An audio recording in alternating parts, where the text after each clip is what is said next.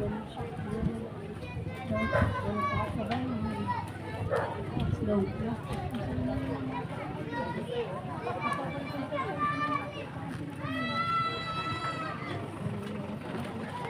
na po natin ang ating mga kamay. Tingin po natin ang ating mga mata. Gamahin po natin ang presensya ng ating mga Panginoon, tunay na kagandahan ang nais mo sa amin sa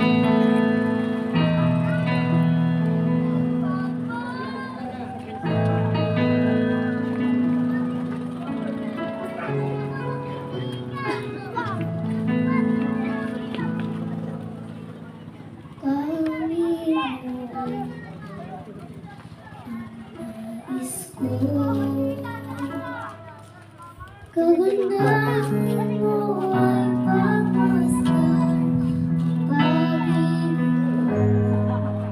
sa tugon. Kailan may di pababayaan sa iyong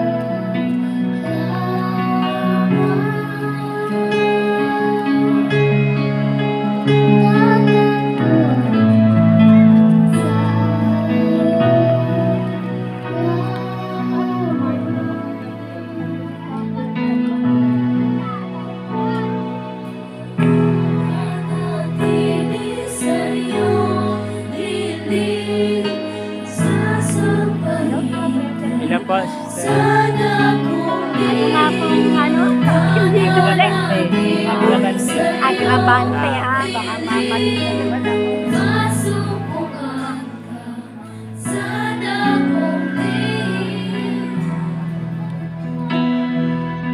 sa bang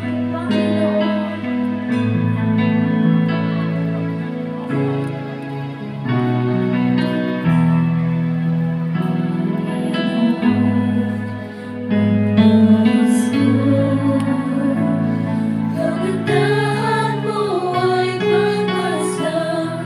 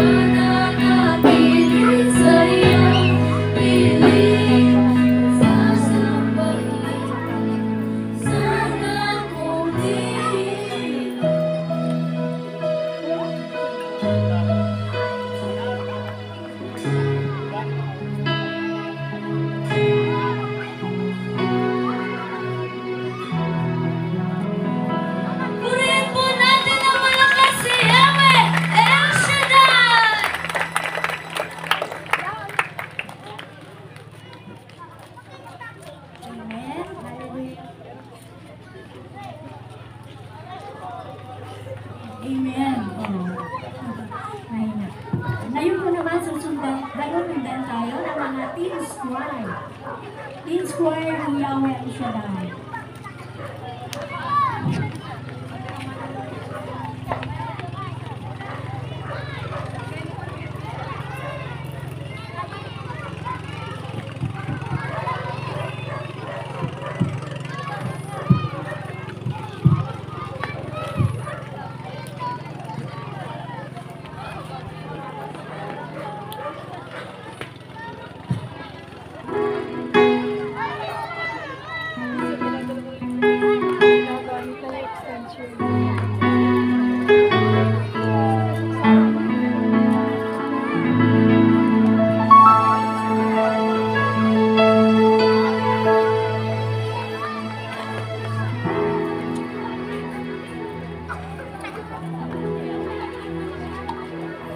Naniniwala po ba kayo na rumaragas ang pagpapala ni Yahweh El Shaddai?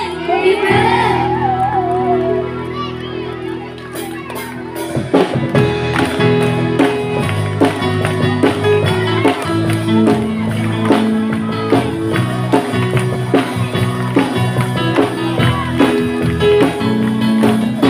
Sinabi ng Diyos, sasagana ang buhay ko. Sinabi ng Diyos, sinabi ng Diyos, angat ang buhay ko. Magsasaya, pagka sinabi ng Diyos ay sinabi. Di ko lilimutin, di ko lilimutin, ang pangako niya. Sinabi ng Diyos, sasagana ang buhay ko. Sinabi ng Diyos, sinabi ng Diyos, naangat ang buhay ko. Kaya't ako'y magsasaya, pagka sinabi ng Diyos ay sinabi. Di ko lilimutin, lilimutin, ang pangako niya. Malakas ang pagpapala.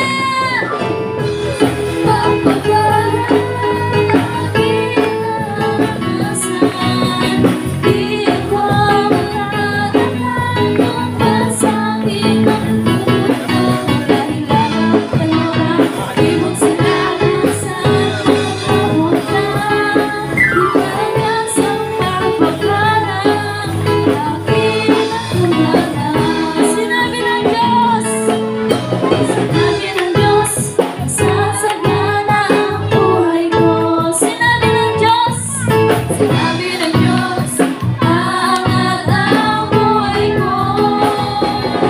Kaya't ako'y magsasaya, pagka sinabi ng Diyos ay sinabi niya. Di ko lilimutin, lilimutin, ang mga pangako. Lumalakas ang pagpapala. Pagpapala aking nararanasan, di ako matatakot.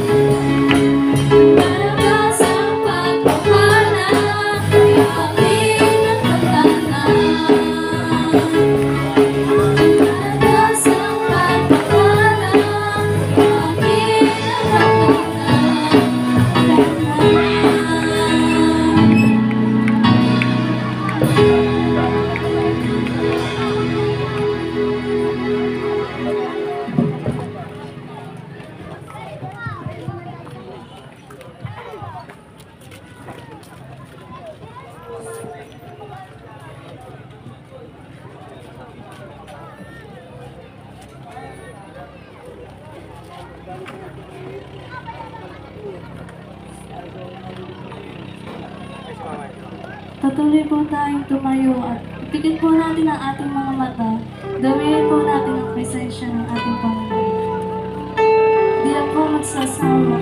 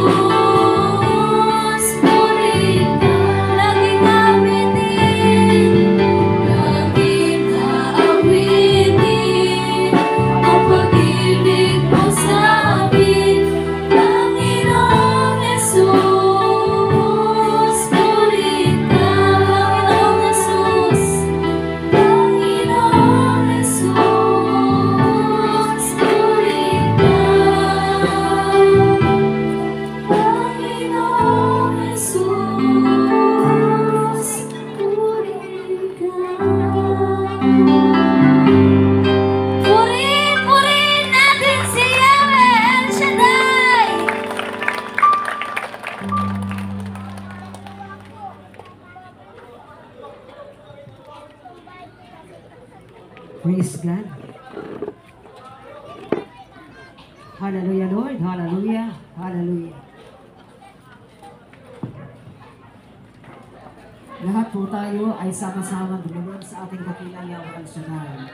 Sa ngalan ng Ama, ng Anak, ng Espiritu Santo. Amen.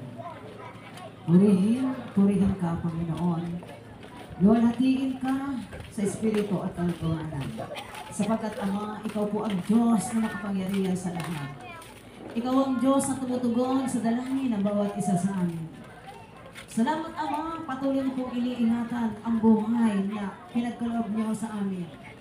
Patuloy niyo rin Ama pinadarama ang pagmamahal mo, ang pag-ibig mo sa bawat isa, Panginoon. Nararanasan namin yan sa aming pang-araw-araw na gawain. Lord, tunay ka Ama, hallelujah, hallelujah. Ikaw si Yahweh, hallelujah, na makapangyarihan sa lahat. Ang dakila naming Diyos, Panginoon. Sa iyo nagmula ang lahat ng bagay, Lord God. Hallelujah. Hallelujah. Sa kabila, Panginoon, na kami ay patuloy na nakakagawa ng mga kamalian sa iyo. Nandyan ka, O Lord, patuloy mo kami itinutuwid. Patuloy mo kami, Ama, na binibigyan, Lord, ng mga sign. Kaya dalahin ko, Lord, sa mga sandaling ito, ang kahinaan ng bawat isa, Ama. Kahinaan namin na nagiging sanhi ng pagkakasala sa iyo. Dalisayan niyo po kami sa gabing ito, ang puso namin higit sa lahat, ang aming isipan, ang buo namin pagkatao, upang Ama, kami ay patuloy na makapagpuli sa iyo at marapat na makahiwi ng mga biyaya na nagagaling sa iyong kapangyarihan. Father God, sa mga oras mo ito, Ama, patuloy ko inataas at pinanalangin sa iyo ang gawain na ito, Lord, na ikaw ang nagtatag, Panginoon.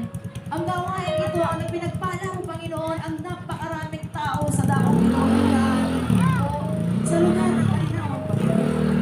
Loobin mo, Diyos Ama, na makapangyarihan. Lahat ng mga magagawa mo, Panginoon, na naririto pa. Lahat ng mga magagawa mo, Panginoon, na patuloy na nagsisikap na makapaglingkod sa iyo. Diyos Ama, makapangyarihan. Pagpalain mo po ang buhay ng bawat isa ng Diyos. Financially, materially, higit ang pang-espiritual na katatagan, pang-espiritual na kalakasan. Pero din ang mga batang ito na mga naglilingkod sa iyo, ang lahat ng mga choir, Panginoon.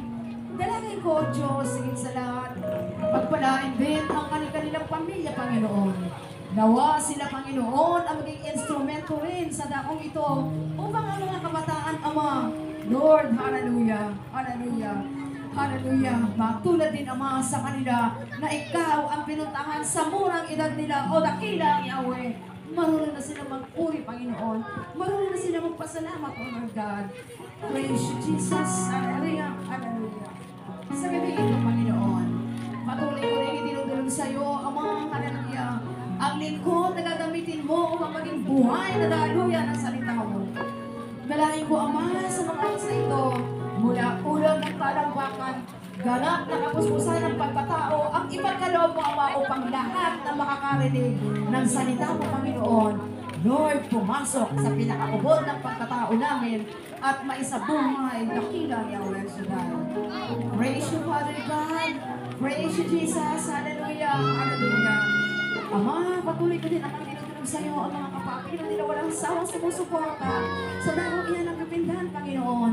Ikaw po, Ama, ang mag-ingat sa kanila sa pagpunta rito, sa pagpuwi nila, Panginoon. Dalangin ko, O Diyos, nawa ang Espiritu mo ang paglay nila at gumagabay sa bawat isa sa kanila. Dakilang praise God, hallelujah, hallelujah. Ama, dalangin ko rin po ang karagatan na yan.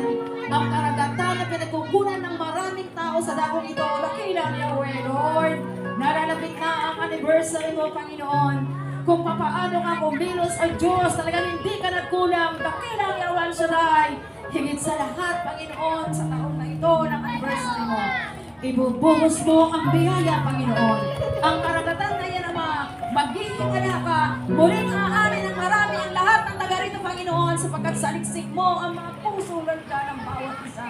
Marami na po, Ama, ang lumalapit sa iyo. Marami na, Panginoon, ang bumabalik sa iyo.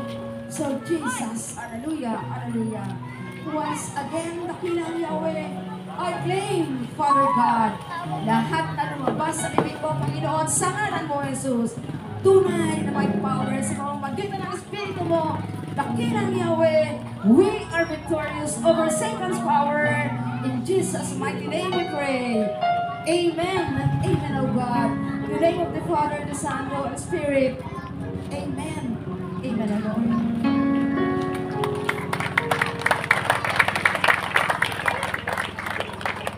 Tuloy-tuloy na po tayo, mga kapatid. Hallelujah.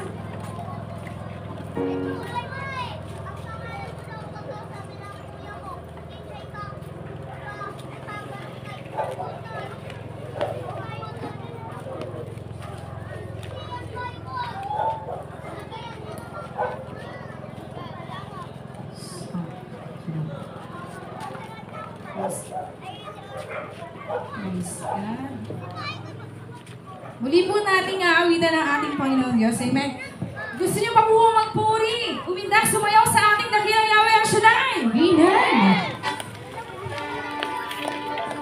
Tunay na ang ating Panginoong Diyos ang nagbibigay ng kalakasan sa ating lahat. At siya, si Yahweh, ang patong hindi matitibag. Naniniwala po ba kayo? Amen.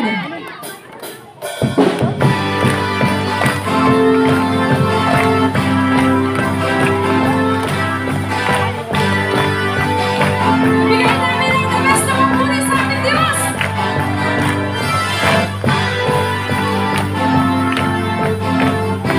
O Panginoon! Aking kalakasan, Iniibig kita!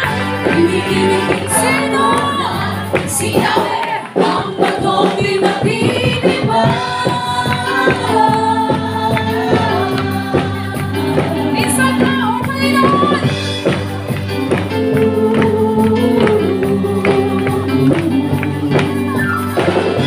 Panginoon, aking kalakasan, Iniibig kita! iniibig kita tunay. Si Yahweh, ang batong di matitibag. Sumayaw po tayo lahat!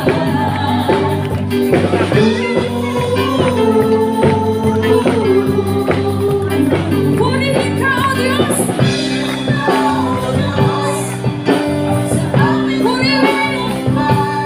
Purihin natin si Yahweh ang Shaddai! Huwag po tayo mahiya! Ibigay natin ang tagas na puri! Purihin ka, O Diyos! Sa awit at tagumpay, purihin! Purihin ka, O Diyos. Purihin si Yahweh. Purihin si Yahweh.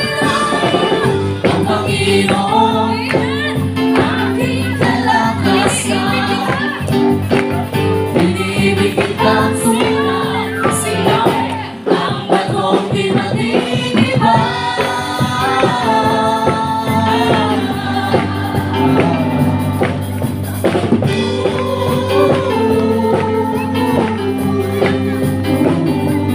O Panginoon! Panginoon, sa aming kalakasan, Amen! iniibig kita Sa tunay. pagkalinaw! Si Yahweh, ang batong di matitibag. Sumayaw, sumayaw, sumayaw!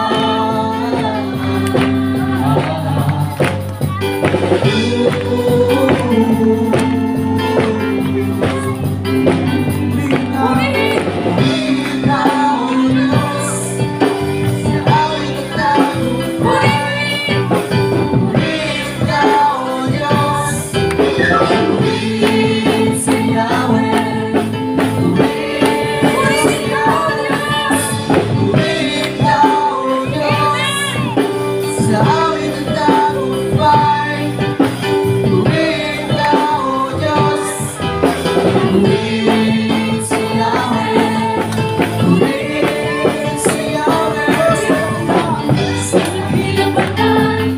Sa kabutihan mo'y magtutuloy, aawit sa iyong kapangyarihan. Itataas kita! Itataas kita, itataas kita, luwalhati ka, luwalhati ka, O Diyos. Sabihin mo, Yahweh!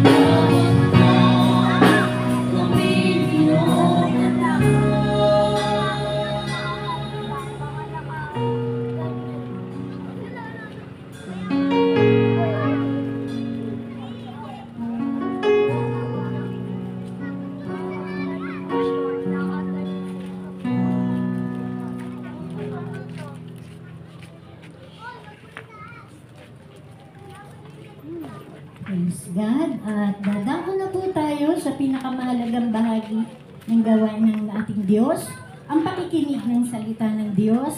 At ang gagamitin po sa gabing ito, walang iba kundi si Brother Chito Agravante.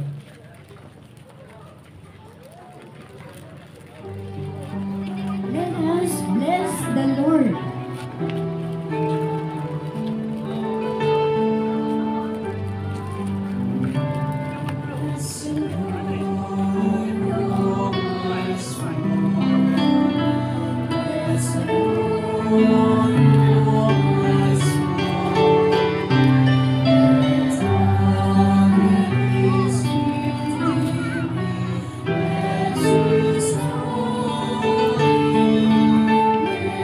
Love the Lord. Praise the Lord.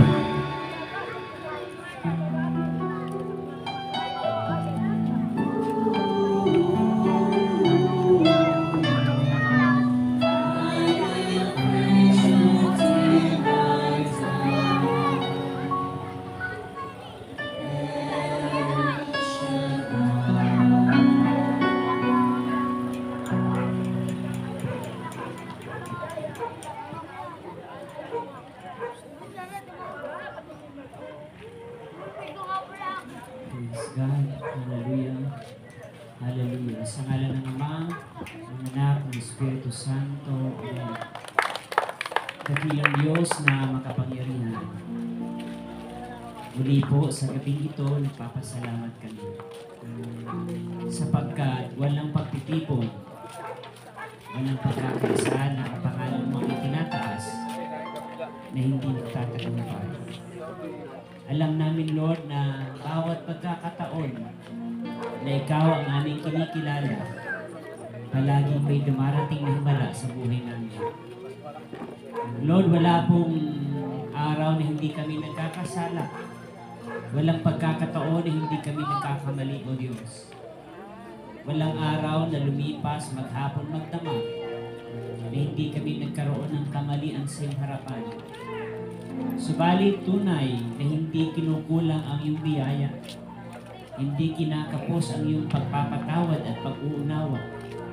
Kaya kahit sa kabila ng aming kasalanan, walang humpay ang iyong pag-iingat at gabay. Walang humpay ang iyong protection. Walang humpay, Panginoon, ang iyong habag.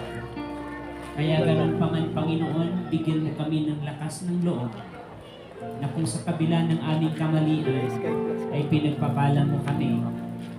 How much more kung kami po'y maging kalugod-lugod sa iyong harapan. Sa gabing ito, dalangin ko na magkaroon lagi ng kapangyarihan ng mensaheng ipapangkit mo upang ito'y manatili sa aming buhay, hindi lamang sa oras ng gawain, lalong-lalo na sa pagharap sa tunay na buhay, sa araw-araw, oras-oras ng aming buhay, paglalakbay sa mundo ito. Dalangin ko na dumating ka sa mga lingkod mo sa gabing ito, especially ang dumaranas ng problema, kabigatan, karamdaman. Iparanas mo, Panginoon, na ikaw ang Diyos ng himala sa lahat ng pagkakataon na hindi abot ng aming kakayahan, sa mga pagkakataon na hindi kaya ng doktor, sa pagkakataon na hindi kaya ng maraming pera. Sa kamay mo, Yahweh El Shaddai, palaging may himala. Panginoon, angkin po namin ang 100% tagumpay. Sa pangalan ni Jesus, say Amen. Amen. And Amen. Sa ngalan ng Ama, ng Anak, ng Espiritu Santo, Amen. Purihin ang Panginoon.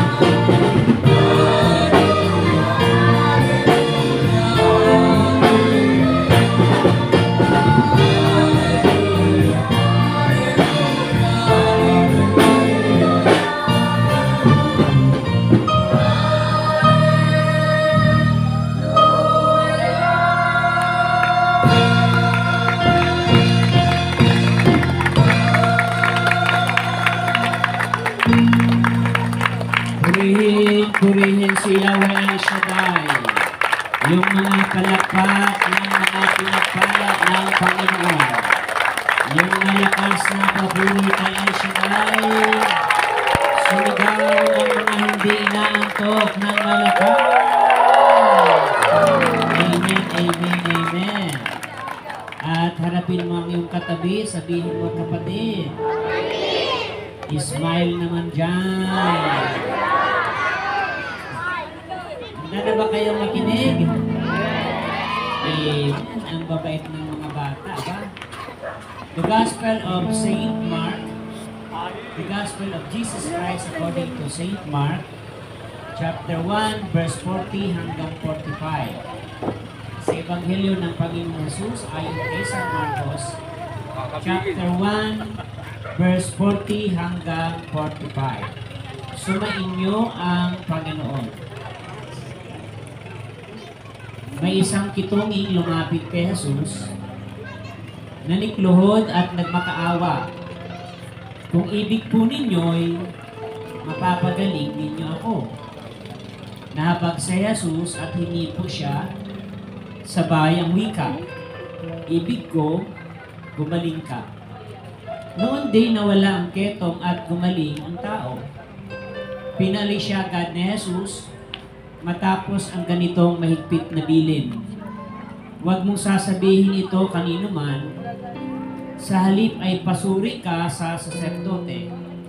Pagkatapos, naghandog ka ayon sa iniutos ni Moises upang patunayan sa mga tao na ikaw ay magaling na.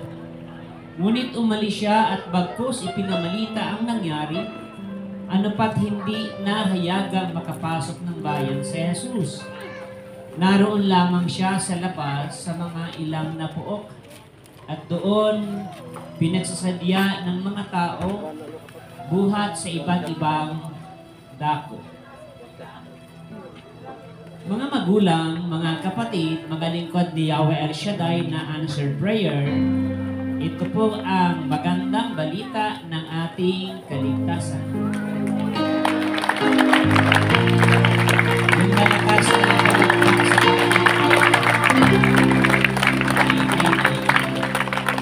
praise God. Salamat po sa El Shaddai. Salamat sa inyong lahat ng tumugon. At salamat sa makakarinig at makikinig ng tinig ng Diyos. Pwede na po tayong maupo, mga kapatid. Salamat sa mga lingkod ng Diyos na walang sawa na mag-motivate ng mga kabataang ito. Sa mga nanay at tatay na very supportive sa mga batang ito. Salamat din sa mga lingkod ng Panginoon sa lugar na ito ng kalinawan. Amen. Sabihin mo sa iyong katabi, kapatid, sa gabing ito, ang ibig ng Diyos, tayo ay pagpalain. Naniwala kayo? Amen. Malakas na palakpak sa ating Panginoon. Ang title po ng ating pag-aaral, Finding Hope in the Midst of Affliction. Mahanap ang kapayapaan sa gitna ng problema. At kapag kinonvert po natin yung affliction sa Tagalog, hindi lamang siya problema, kundi kalunos-lunos na problema. Sa ibang term ng kalunos-lunos na problema, mga masalimuot na sitwasyon. Tayong lahat, aminin man po natin sa hindi, we come to the point na tayo ay dumarating sa problema na para bang hindi na tayo uumagahin. May mga pagkakataon na parang hindi na natin kayang lampasan ang mga mabibigat na hamon sa buhay. And sometimes, mas masarap magrebelde. Minsan, parang masarap pagbigyan ang ating mga rebelde, lalong-lalo na kung ibig na nating sumuko. Lalong-lalo na kapag halos hindi na natin kakayanin ang hamon ng buhay. Amen ba? Pero hindi man tayo dumaranas ngayon sa ganung mga sitwasyon, ang maganda ay lagi tayong handa na dumating man ang sitwasyon na kahit kailan hindi natin minithi, mayroon tayong kakayahan na hanapin ang pag-asa sa mga mabibigat na sitwasyon. Dito sa gospel, ang pinakamahirap, ang pinakamasalimuot na sitwasyon sa buhay ay magkaroon ng sakit na ketong. Amen ba? I hope and I pray na wala dito sa Kalinawan na ganung sakit. Alam niyo ba, ang ketong ay isang napakahirap na sakit sapagkat ito ay parang sinasabi na buhay ka na pero nabubulok na. At sa panahon ni Jesus, sa panahon ng Old Testament, wala pang gamot sa ganitong karamdaman. Yung tipong nabubuhay pa ang tao pero unti-unting naaagnas. At hindi lang yun, mga kapatid, sa kanyang pagkaagnas, unti-unting nabubulok ang katawan, pero ang mahirap, hindi agad-agad namamatay. Nakikinig ba kayo? Kaya mapalad tayo kung hindi tayo nakaranas ng ganung bagay sapagkat maging sa Old Testament, ang may sakit na ketong ay tinuturing na makasalanan. Sapagkat ang sakit niya ito ay napakasalimuot, mga kapatid. Sabi nga nila, magkasakit ka na ng iba, wag lang ang ketong. At alam nyo, nung ako'y nasa Manila, na-assign ako ng Tala Hospital sa Caloocan, nandoon yung maraming may ketong, mga kapatid. At alam nyo, pagpasok pa lang namin sa may entrance ng Caloocan Hospital sa Tala, napakaraming tindang alkohol. Sabi ng mga worker, brother, may alcohol ka na ba? Pero alam nyo ang bilin ng worker, Brother Chito, huwag mong iparamdam na nandidiri ka sa kanila. Amen. At alam nyo, pagpasok ko doon, may nakausap akong isang mama. Alam nyo, sabi niya, Brother Chito, ang kitong tanggap na namin. Ang sakit na ketong hinihintay na lang namin na kami bawian ng buhay. At mas matamis daw sa may ganong karamdaman, lalo kung acute na, yung bawian sila ng buhay. At alam nyo, sabi niya, Brother Chito, ang pinakamasaklap sa amin, hindi yung mayroong kaming ketong. Ang pinakamahirap sa amin, yung namaramdaman namin na kami pinandidirian. Kikinig ba kayo? Sa mainland, nung pandemya, ang pinakamahirap na pakiramdam, yung bawat pagdating mo sa kanila, umiiwas sila sa iyo, baka mahawaan mo ng virus, mga kapatid. At nakaka-offend yung ganong mga actuation. Sabi ng mga worker doon, Brother Chito, iparamdam mo sa kanila na kahit may ketong sila, hindi mo sila pinandidirian. Pero alam nyo, kahit hindi ako mandiri, amoy na amoy ko ang sobrang langsa ng kanilang katawan. At hindi ko na sinasabi sa kanilang pumalakpak kayo. Alam nyo kung bakit? Baka pag pumalakpak sila, maglalaglagan ang kanilang kamay. Kaya pag sinabi kong purihin ang Panginoon, gumaganon lang sila. Pinawagayway nila ang mga nabubulok na kamay. Pagkatapos sabi ko sa asawa ko, kasama ko, pagkatapos nito, wag na tayong magmerienda. Kasi hindi ako makakakain. Pero pinigilan kami ng worker, brother, magbanding-banding tayo ng mga brother natin dito. Magkain tayo, may dala kaming pagkain. Alam niyo kung anong pagkain na dala? Sabihin niyo ano? Mga marites talaga kayo.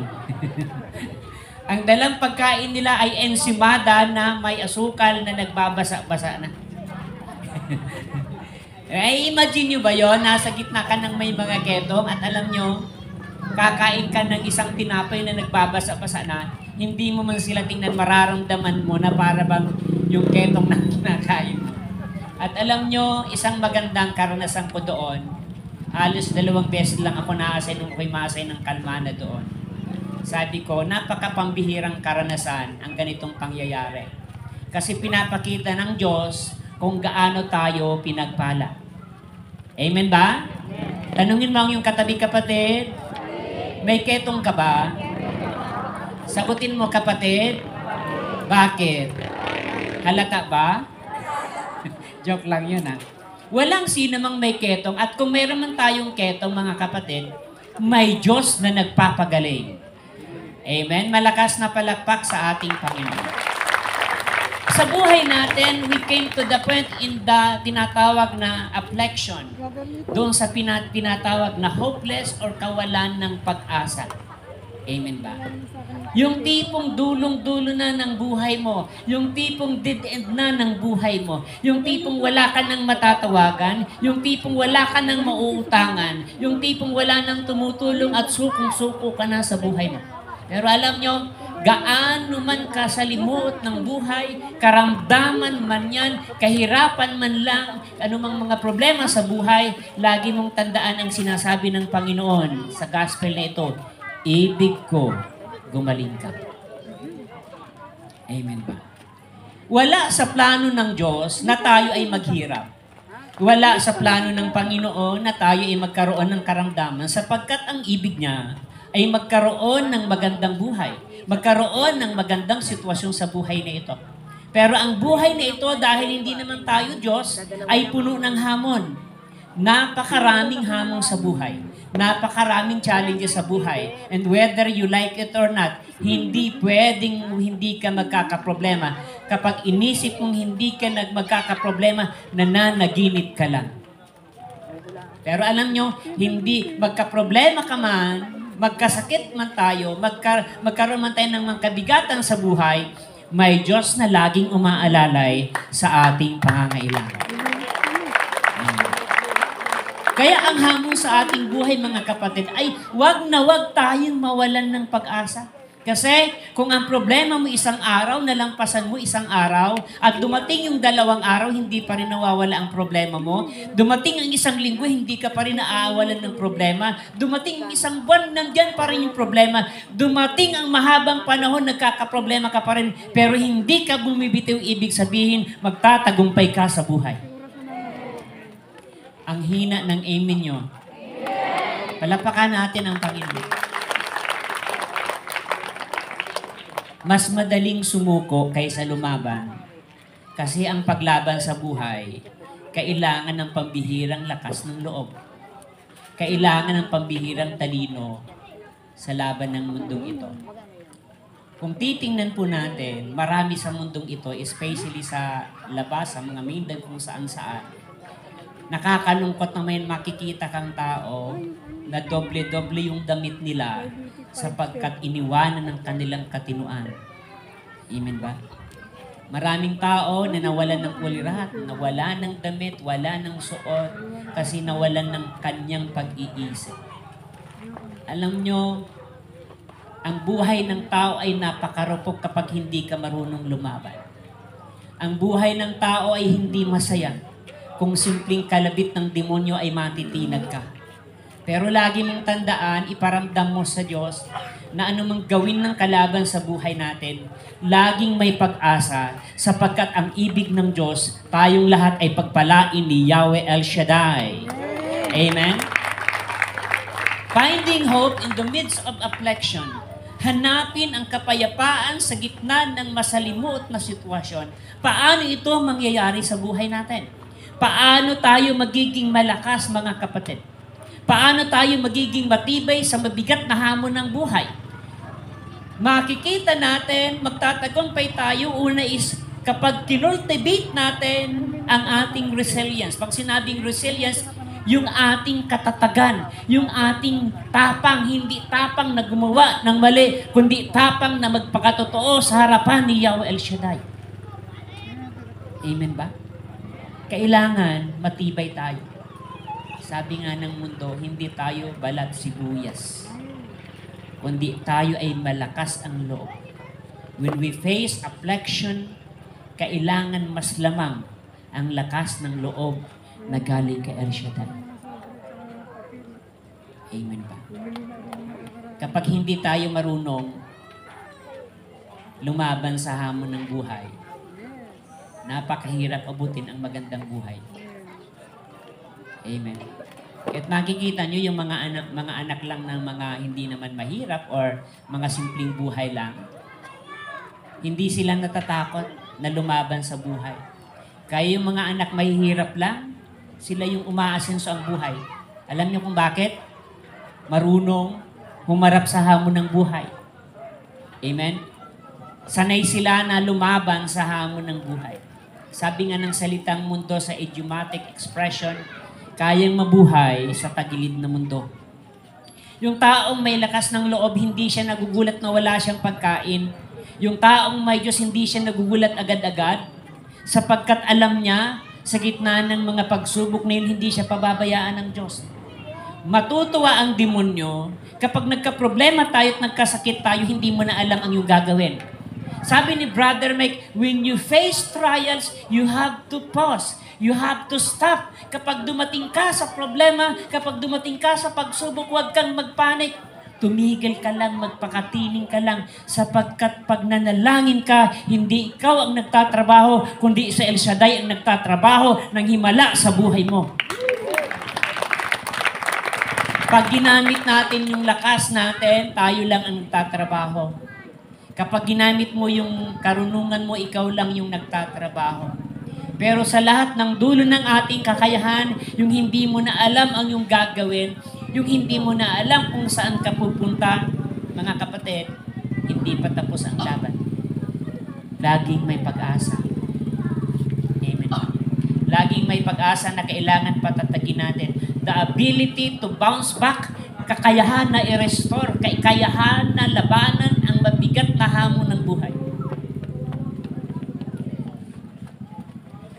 Pag hindi mo sinukuan ng hamon ng buhay, titigilan tayo ng mga mabibigat na hamon sa buhay. Pero pag sinabi mo, ayaw ka na sa buhay na ito, sawang-sawa na ako, sasabihin ng demonyo, tama ka brother, sama na lang tayo. At masisira na yung buhay natin. Amen ba? Alam niyo ba kung bakit saan ako bumibilib? Sabihin nyo, kanino? Bumibilib ako sa mga nanay. Kasi ang mga nanay, most of the time, sila yung maraming problema. Problema sa anak, sa apo, kasama pa yung asawa. Hindi naman lahat. Amen ba? Kaya base sa psychology, ang mga nanay daw ay detalyado ang buhay, detalyado mag-isip.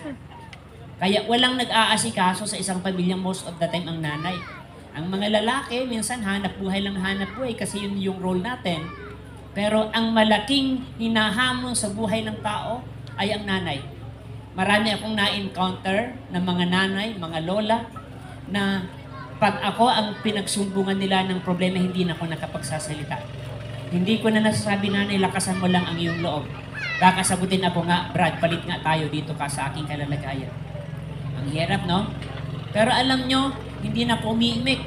Sapagkat alam kong hindi ako ang Diyos, pero isa lang ang aking sinasandigan. Sabi ko, Lord, sa gitna ng problema ng nanay namin ito, ikaw ang bahala sa kanya. Amen ba? So, kailangan palakasin natin ang ating loob, pagtibayin natin ang mabigat na hamon sa buhay natin sa mundong ito. We have to focus on the positive outlook. Alam nyo ba, napakahirap i-encourage yung mga taong pessimistic. Yung wala nang ibang inisip kundi mga negatibong bagay. Sabi ko sa isang kinakonseling ko, sister, pag hindi mo pinaniwalaan ang salita ng Diyos, wala nang ibang salita na pwede ko pang sabihin sa iyo. Amen ba? Sa gitna ng masalimuot na sitwasyon, kailangan makita natin yung tinatawag na silver lining. Yan po ang tinatawag na idiomatic expression. Sabihin nyo, silver lining.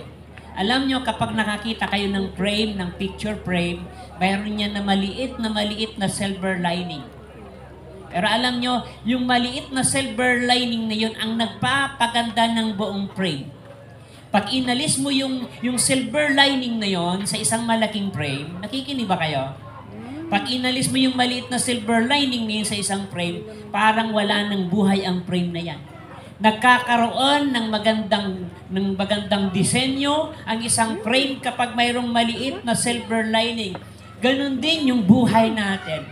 Sometimes hindi mo na makita ang biyaya kasi puro problema, puro kahirapan, puro karamdaman. Pero kailangan makita mo na sa gitna ng problemang yan, may Diyos kang mapupuntahan. Mayroon kang Diyos na matatawagan. mayroon kang Diyos na maaasahan. And that is what we call the silver lining. Alam nyo, minsan sa dami ng karanasan ko sa pagmimisyon, may napuntahan akong gawain na dati ang dami. May mga benefactors from abroad, may mga support sa iba't ibang lugar. And dumating yung pagkakataon, nagkaligligan, nagkawalaan ng mga attenders, yung iba ng hina, yung iba ng lupaypay. Pero alam nyo, may isang pamilya na hindi tumigil. Isang pamilya, kung sino pa yung pamilya na yun na halos tambak ng problema, sila pa yung masigasig na mag-asikaso ng gawain. At alam nyo, pinupuntahan namin lagi ng asawa ko kasi sila yung ninang namin sa kasal. Sabi niya, anak, Brother Chito, kahit anong laban namin sa buhay, kahit ilan na lang tayo sa gawain, hindi namin ito bibitawan itong gawain na to. Porsigido, determinado ang aming ninang na i-handle yung gawain sa gitna ng panggugulo ng kalaban, sa gitna ng mga distraction ng kalaban na halos mawala na ng pag-asa ang mga tao doon. Pero alam nyo, dumating yung panahon, sabi niya, alam mo, Brother Chito, yung gawain ito, napakasimple pa ng problemang ito. Kasi, sabi niya, ang problema ko sa pamilya ay sobra-sobra. Unang problema niya sa kanyang pamilya, yung kanyang asawa ay may anak sa labas at may babae. Habang nagpupuri kami sa Panginoon, halos sabay-sabay na dumarating sa isip ko ang problema sa buhay. Pero sabi niya, never na sumagi sa isip namin na itigil ang pagtawag sa Diyos. Nakikinig ba kayo? At alam nyo, isang araw, habang nagtutok ako, hindi mapakali yung ninang namin na yon. Sabi ko, bakit kaya sister ay masyadong balisang-balisang? Pagkatapos ng gawain, umiiyak siya. Alam niyo kung bakit umiiyak? Brother Chito, kanina pagdating mo, bala ko sanang i-cancel ang gawain kasi meron akong problema. Kaya lang hinayaan ko na mag-talk ka lang para matapos ang gawain. Sabi ko, ninang, bakit anong problema? Nakagawain naman tayo. Oo nga po. Pero ang problema, Brother Chito, wala akong pang-love offering sa'yo. Sabi ko, wag ka nang mag-love offering, basta sa sunod, dublihin mo na lang. Joke lang yun, ha? Pero alam nyo, dahil ninang namin ang asawa ko, tinulungan namin yon. Nag-survive sila, tumulong kami sa pag-aasikaso ng gawain. At the same time, baliwala sa amin yung pagbibigay nila sapagkat nakita namin yung effort ng ninang namin na yun. Kasi pag meron yun, di naman talaga pabaya. Pero alam niyo, sa madaling kwento, dahil hindi sila bumitiw sa madaling kwento, ang mga anak niya ay nakatapos at ang bahay nila ngayon ay isang mansion na. At totoo si Brother Mike at totoo ang punong lingkod sa mga taong hindi bumibitiw at hindi nawawalan ng pag-asa, may naghihintay na biyaya na galing kay El Shaddai. Amen ba? We have always to find hope in the midst of affliction. Kailangan nakasentro tayo sa mga positibong bagay. Huwag na huwag kang maniniwala sa bulong ng demonyo na wala ka ng pag-asa. Huwag tayong maniwala sa iniisip mo na hindi ka na magkakaroon ng kagalingan. Sapagkat hindi yan ang ibig ng Diyos. Amen ba? Dumating ako sa pagkakataon na sobrang payat ko na noon. Halos pakikipaglaban ko sa blood sugar. Sabi ng aking doktor, tumigil ka na sa kakamisyon na yan sapagkat ang blood sugar mo na yan hindi sakit yan, kundi ang diabetes na yan ay ina ng lahat ng sakit. At alam nyo, hindi na lang ako nakaimik pero hindi ko naman siya sinunod. Dumating yung point na talagang sagad na ako nung time na yon, tinamaan ako ng napakalakas ng sugar. Umiyak na yung asawa ko. Sabi niya, Lord, kung talagang gusto mo nang kunin ang asawa ko, payag na ako kaysa mahirapan siya. Bigla akong nagising, aba, ibibigay na ako sa Lord. Pero sabi niya, binawi niya, sabi niya, anyway Lord, kung talagang kalooban mo na mag-mission pa, buhayin mo siya ng may kalusugan. Alam nyo, ang Diyos hindi nagsisinungaling. Tayo pwedeng magsinungaling, pero sa El Shaddai ay hindi pwedeng magsinungaling. Kaya sabi ko sa inyo nung una dito, pag sinabi niyo, Brother Chito, sinungaling ka, matatanggap ko yon. Pero ang El Shaddai natin, never kang pagsinungalingan. Andyan pa kayo? Mga kapatid ko sa Panginoon, we have to seek support. Lagi nating ipakita sa Diyos na kailangan natin siya. Kapag tayo ay nanangan sa sarili nating lakas at hindi na tayo nagsimba, hindi na tayo naglingkod sa Kanya, parang sinasabi natin, we can do it on our own. Kapag hindi ka na marunong magpuri sa Kanya, kapag hindi ka na marunong lumapit sa Kanya, kapag hindi ka na marunong mag-worship sa Kanya, tumawag sa Kanya, pinapakita mo sa Kanya na kaya mo ang sarili mo. Kaya, ang hinihintay ng Diyos hindi yung lakas natin. Ang hinihintay ng Diyos hindi yung galing natin. Ang hinihintay ng Diyos yung ating pagpapakumbaba sapagkat sa lahat ng ating kahinaan, sobra-sobra ang lakas na ibibigay niya. Amen? Mga kapatid ko sa Diyos, napakahalaga na palagi natin siyang tinatawag. Palagi natin siyang kinokonsult. Alam nyo, every time na aalis ko sa bahay, lagi ko lang sinasabi, let's go Lord. Hindi ko to kaya. Wala akong alam. Hindi ko kontrolado ang aking palibot. Sabi nga ng isang pagsubok, ang pagsubok na dinaraanan natin, minsan, dala ng ating maling gawa. Amen? Minsan dumaraan tayo sa mga problema, hindi dahil sinusubok tayo, kundi may mga mali tayong desisyon at may mga mali tayong ginagawa. Amen ba? Kapag tayo ay pabaya sa ating sarili, hindi imposible na tayo ay magkasakit.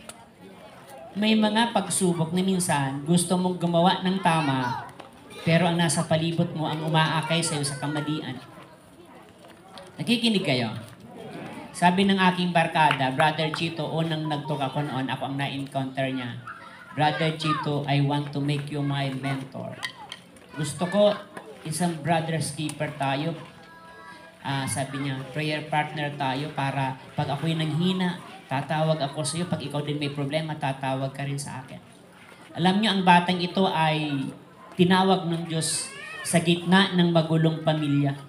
Sabi niya sa kanyang patotoo, kung uuwi kayo sa bahay, nandoon ang tatay ko lasing na lasing sa loob ng bahay, hilata sa kwarto. Doon naman pagdating ko, ang nanay ko nasa sugalan. Wala kaming magandang pamilya. Yung mga kapatid ko, puro sugal, puro barkada. Wala kaming patutunguhan, kaya sinisikap ko na maglingkod sa Diyos para patunayan sa kanila na sa gitna ng magulong buhay nito, mayroong tinatawag ang Diyos na maging pagpapala sa pamilya. At alam nyo, yung batang ito ay naging preacher. Sa kanyang pagmi-mission porsigido, ang kanyang buhay, determinado siya na aahon niya ang kanyang pamilya sa paggawa ng mga makasalanang pang-aalipin ng demonyo. Isang kwento niya, umiiyak siya.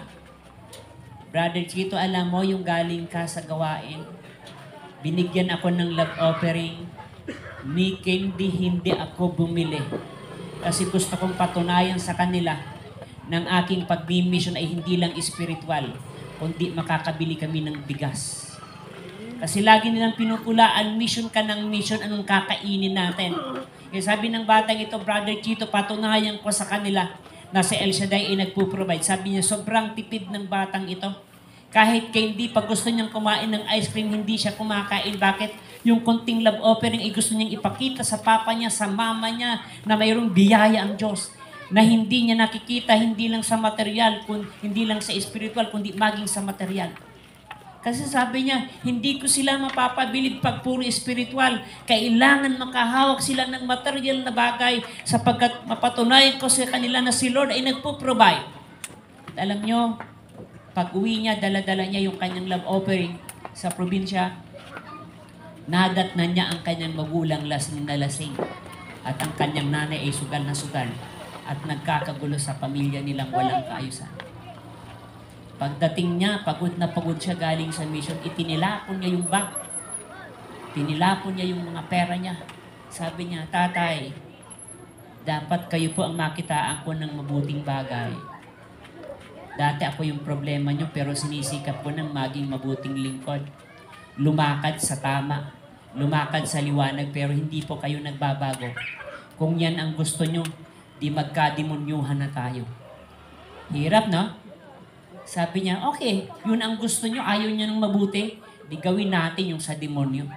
Umiyak siya ng malakas. At sabi niya sa akin, nung sabihin ko yung Brother Chito, para akong nahimasmasan. Kasi naparelease ko ang aking sarili sa aking damdamin. Simula noon, sabi nila, sobrang respeto ang kanyang nararamdaman sa kanyang pamilya. Amen? Kahit napakahalaga na hanapin natin ang tulong ng Diyos because we can never change this life. Yung mga batang ito, kapag naging matuwid ito, hindi lang sa pagkakanta, kundi pagkatapos ng gawain, matutong maging anak ng Diyos. Aba, makikita mo ang kabutihan na Al-Shaddai. Yung nakikita mo habang nagpupuri sa Panginoon, marunong maglinis, marunong maghugas. That is a good servant of God. Sapagkat ang kabaitan, hindi lang sa pagsabi ng upo at mano po, kundi sa paglakad sa kabutihan ni Yahweh Al-Shaddai. Lakasan niyo ang amen niyo. Palapakan natin ang Panginoon. We have to find meaning and purpose. Hindi tayo mawawala sa paglilingkod kapag alam natin yung worth natin, kapag alam natin yung halaga natin. Walang ibang tatanggap sa atin kundi ang Diyos na buhay. Sabi nga ng punong lingkod, iwanan ka man ng tao, reject ka man lahat ng tao, hindi ka iiwanan ng Diyos. Amen ba? Sabi ng isang bata, pag-uwi sa bahay, takot na takot, hiyang-hiya. Alam niyo kung bakit? Bagsak ang kanyang grades. Kaya pag-uwi niya sa bahay, wala siyang lakas ng loob na humarap sa kanyang magulang kasi ang kanyang marka ay bagsak. Sabi ng daddy niya, o bakit ka nalulungkot? Kasi, Papa, nandito na yung aking grades. O, anong problema? Bagsak po ako. Anong sabi ng Papa niya? Bakit? Bagbagsak ka ba? Hindi na kita anak? Kanino ka ba nagmana? Pero natuwa yung anak. Alam niyo kung bakit? Akala niya magagalit sa kanya ang kanyang ama. Pero ipinaranas ang pag-ibig na kahit anong mangyari sa kanya ay anak pa rin siya. Ganun yung buhay natin. Hindi ka bibilangan ng Diyos ng kasalanan. Hindi kagaya ng tao. Pag nagkamali ka, pwede kang palayasin. Pag nagkamali ka, pwede kang parusahan. Pero ang Diyos, kung kailan tayo nagkakamali, saka ipapakita sa atin ang halaga ng ating buhay. Amen ba? Mahalaga na hanapin natin ang halaga ng buhay natin. Sapagkat ang tao hindi lamang sa pagkain, hindi lamang sa kasiyahan ng mundo, but to find meaning in this life. Makita natin kung bakit ka humihinga. Makita natin kung bakit ka nabubuhay. Walang iba kundi ang maibalik ang lahat ng papuri sa ating Yahweh Al-Shaddai.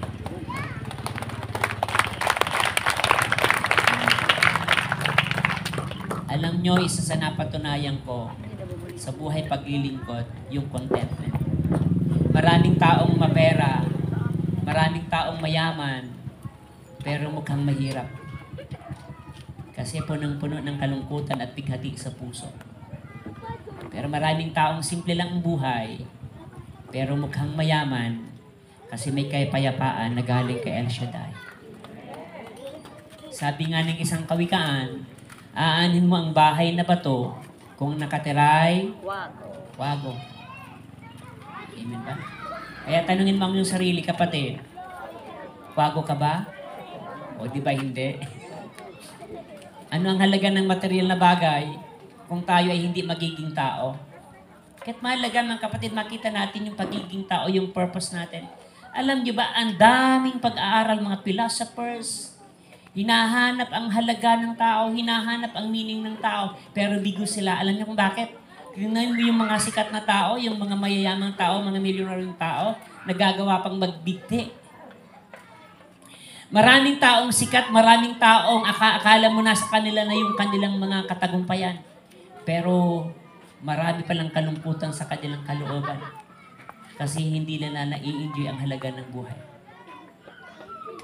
Sabi ng punong lingkod, simple lang ang buhay, huwag mong gawing komplikado. Life is simple, don't make it complicated. Tama na yung mabuhay ka. Kung yumaman ka, much more better. Kung mag-asenso ka, mas maganda. Kung yumaman tayo, mas maganda. Pero huwag kang aalis sa piling ng Diyos. Amen ba? Sapagkat ito yung pinakamagandang mangyari sa buhay ng tao. Maibalik ang tao sa piling ng Diyos. Amen. Maibalik ang tao sa piling ng Panginoon. Sapagkat napakaikli ng buhay. Sabi ng Panginoon sa Isaias, sabihin mo sa tao. Sabi na Isaias, anong sasabihin ko? Sabihin mo sa kanila na ang buhay ng tao ay parang damo. Parang bulaklak sa parang nalalanta ang damo at kumukupas ang bulaklak. Pero ang salita ng Diyos, kailanman ay hindi lilipas. Hindi mawawala na pwedeng sandigan natin. Lahat pagdating ng panahon, tayo ay susulit sa harapan ng Diyos. Pagdating ng panahon, makikipagkwentahan tayo sa Kanya. Makikipagtuos tayo sa ating Panginoon sa bawat gagawin natin. Amen ba? Kaya pinakamagandang buhay ng tao, hindi lang yung mapera, kundi yung siya ay may assurance sa kamay ng Diyos. Sapagkat all these things ay hindi natin pwedeng panghawakan. Sino ba ang nakakaalam ng pwedeng dumating sa buhay? Sabi ng isang mayamang hangal, Panginoon, anong gagawin ko? Marami akong pagkain, marami akong aanihin. Sabi ng mayamang hangal, magtatayo pa ako ng isang bodega. Kakain, matutulog, at magpapahinga. Anong sabi ng hangal? Sabihin nyo, sabi ng Panginoon, hangal, mamayang gabi babawian kita ng buhay. Pag binasa mo yan, sa Cebuano version ng hangal, ang katumbas ng hangal ay buang. Kaya sabi ng Biblia, sabi ng mayaman, magpapahinga na lang kung kakain matutulog. Pero sabi ni Jesus, buang, mamayang gabi babawian kita ng buhay. Yung tao pala na sobrang pagtitiwala sa kanyang sarili, yung tao pala na sobrang pagtitiwala sa kanyang kayamanan, ang katumbas nito ay baliw. Amen ba?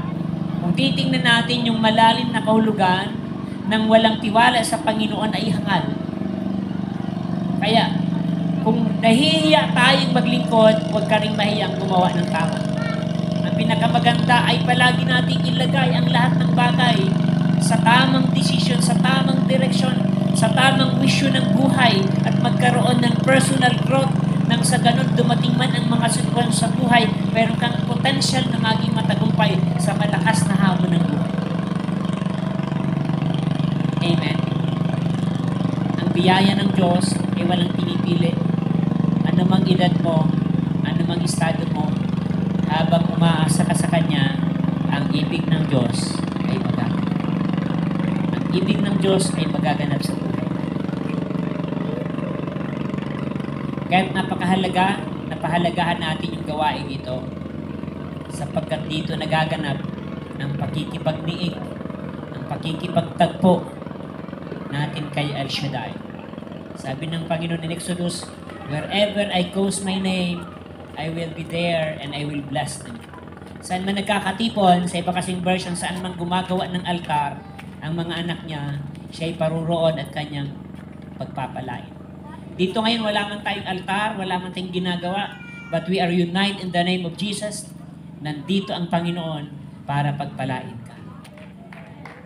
Kaya sabihin mo sa iyong katabi, bulungan mo ng may sincere kapatid, ang ibig ng Diyos ay pagpalain ka. Tandaan mo yan sa isip mo, sa puso mo, sa pagkatao mo, mula ngayon at magpakailanman. Amen ba? Palapakan natin ang Diyos at tayo po ay tumayo na. Brother, kantayin nyo yung Sa'yo ang buhay ko. Alam nyo yun?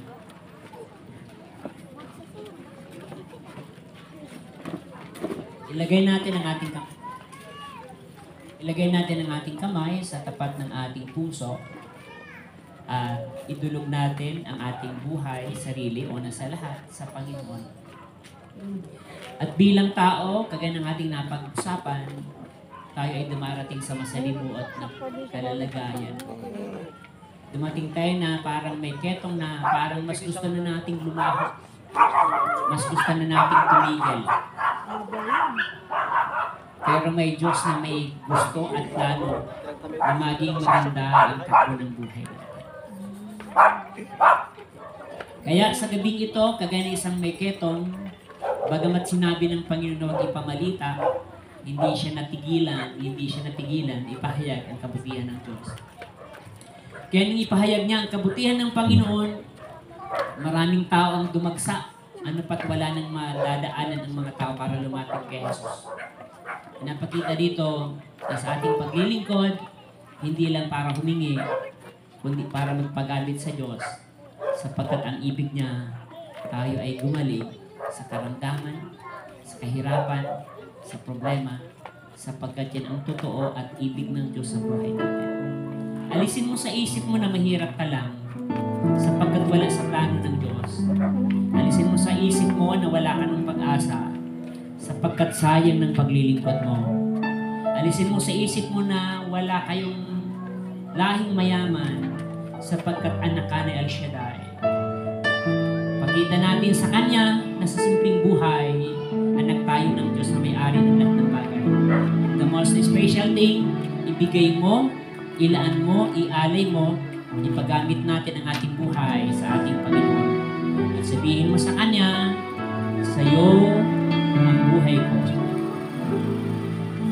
Sa'yo ang buhay ko. Ikaw ang sa'yo. Ano man ang nais mo. Diyos, ikaw ang siyang lakas. Isa ka.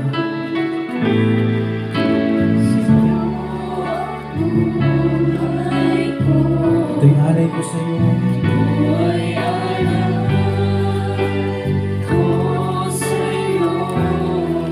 Ano man ang nais mo, Diyos.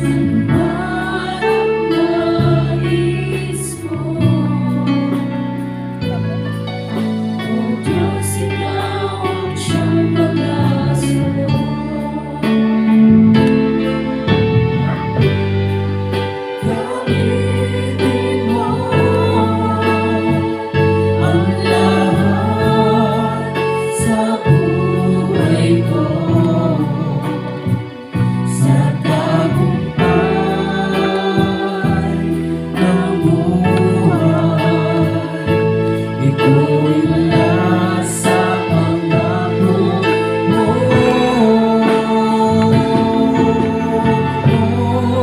Puruan mo ng magmahal ang puso ko.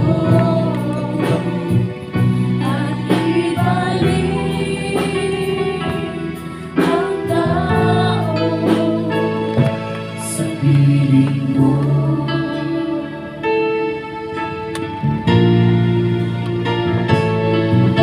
Sa'yo ang buhay ko. Ito'y alay ko sa iyo. Ito'y alay ko sa'yo. Ano man ang nais mo.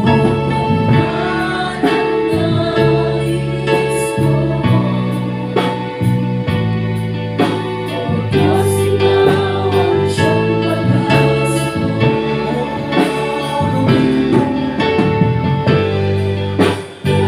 Gamitin mo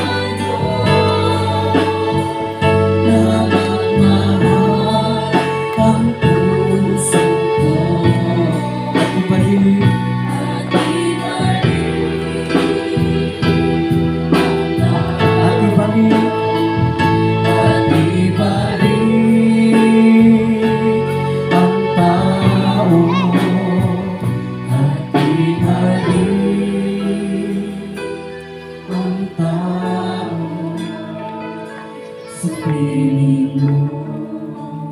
Yes, Panginoon, salamat. Sapagkat hindi lamang kami nandito sa aming kailangan, kundi maging pagpapala kami sa mga tao hindi nakakakilala sa iyo. Ang nais namin, Panginoon, ay maialay ang buhay na ito sa piling mo. At kapag ang buhay na ito ay nasa iyong kamay, nasa iyong plano, hindi posible, Panginoon, na kami iyong pagpalain. Father God, nandito ang mga lingkod mong ito, may kanya-kanyang hangarin, may kanya-kanyang pangarap, may kanya-kanyang ibig maganap sa buhay na ito. Pero kulang ang aming dunong, kulang ang aming lakas, kulang ang mga abilidad na meron kami kung wala ang iyong tulong. Kaya nandito kami sapagkat ang ibig namin, Lord, kaya nang may ketong, yung hindi kayang pagalingin ng doktor, sa pamamagitan ng kapangyarihan mo, ang lahat ng bagay ay magkakaroon ng katuparan sa aming buhay. Especially ang mga batang ito, Panginoon, sa kanilang mga edad, may kanya-kanya silang pangarap, may kanya-kanyang plano sa buhay. Sa kanilang mga murang edad, may kanya-kanya silang aspiration. Pero Lord, Ikaw ang nakakaalam ng bawat plano nila. Dalangin ko, Panginoon, na magtagumpay ang mga batang ito sa kanilang buhay. Maging pagpapala sila sa kanilang mga magulang. Maging dahilan para makilala ang iyong kabutihan. I-bless mo, Lord, ang lugar ng kalinawan, ang mga tao sa dakong ito, mga sambahayan, mga hanap buhay, source of income. Kung meron mga salot ng kahirapan, we rebuke in the name of Jesus. Kung meron mga karamdaman, aming sinasaway sa pangalan ni Jesus. At kung meron ng mga sagabal, dalangin ko po. Ang pagpapala ay dumating sa pangalan ni Jesus. And Father God, I pray in a very special way ang mga kapatid namin humihingi ng panalangin kay Sister Rowena Rodriguez na gumaling na ang kanyang mga sugat. Sa katawan ni Baby Austin na gumaling na ang kanyang karamdaman, Panginoon. At dalangin ko rin, Lord, kay Sister Shirley Mendoza ang kanyang lubusang pagaling. At sa mga tao may kahilingan, hindi ko man mabanggit ang pangalan. I pray, Father God, na abutin mo sila. Abutin mo ang iyong himala. Naniniwala kami na totoo ang iyong salita at makapangyarihan. Ito yung dahilan kung bakit kami nagkakatipon, sapagkat mayroong kapangyarihan na nanggagaling sa iyo. Panginoon, sa kanilang pagpikit ng mata, sa pakikipag-usap sa iyo, pakinggan mo ang mga panalangin ng kapatid ko dito. Let us pause for a while and let's pray to God. Humingi ka na, lumapit ka na, sapagkat yan ang ibig ng Diyos sa buhay.